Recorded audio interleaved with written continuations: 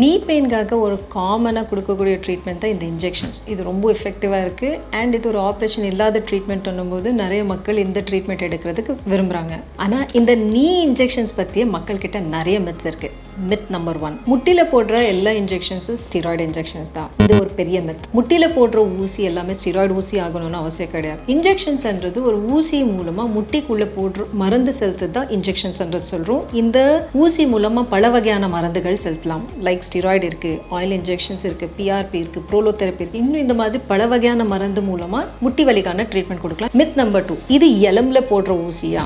எலும்புன்றது ஒரு ஹார்டான சர்ஃபேஸ். அதில் ஊசி மூலமாக மருந்து போடுறது ரொம்ப கஷ்டம். எலும்புல ஊசி குத்துச்சுன்னா வலிக்கும். ஐடியெல்லாம் முட்டியில் போடுற இன்ஜெக்ஷன்ஸ் எலும்புல கிடையாது, 2 எலும்பு நடுவில் இருக்கும் பகுதியில் போடுற ஊசி தான். தேர்ட் மித், முட்டியில் போடுற இன்ஜெக்ஷன்ஸ் ரொம்ப வலிக்குமா? ஜென்ரலாக இந்த இன்ஜெக்ஷன்ஸ் ஒரு தடுப்பூசி போடுற மாதிரி இருக்கும், ஒரு சின்ன எறும்பு கிடைக்கும் மாதிரி இருக்கும். இன்னும் சில பேர்ல அது வலி கூட பொறுத்துக்க முடியாதுன்னும் போது ஊசி போடுற இடத்துல மருத்து போகிற ஊசி லோக்கல் அனஸ்தீசியா போட்டுட்டு தான் பண்ண போகிறோம். ஸோ அதனால இந்த இன்ஜெக்ஷன்ஸ் எல்லாம் அந்த அளவுக்கு பெயின்ஃபுல்லாக இருக்காது. மித் நம்பர் 4, வலிக்காக முட்டியில் ஊசி போடும்போது ரிசல்ட்ஸ் எல்லாம் அந்த அளவுக்கு கிடைக்காது. இது ஒரு பெரிய மித். பிளைண்டா இன்ஜெக்ஷன்ஸ் போடாமல் ஒரு ஸ்பெஷல் மெஷின் பயன்படுத்தி எந்த இடத்துல இந்த டேமேஜ் இருக்கோ அந்த இடத்துல ஒரு ஊசி மூலமாக ட்ரீட்மெண்ட் கொடுக்குறப்போ ஆக்யூரேட்டாக கொடுக்க முடியும். ஸோ உங்கள் வலி கம்மியாகிற சான்சஸ் ரொம்ப அதிகமாக இருக்கும்.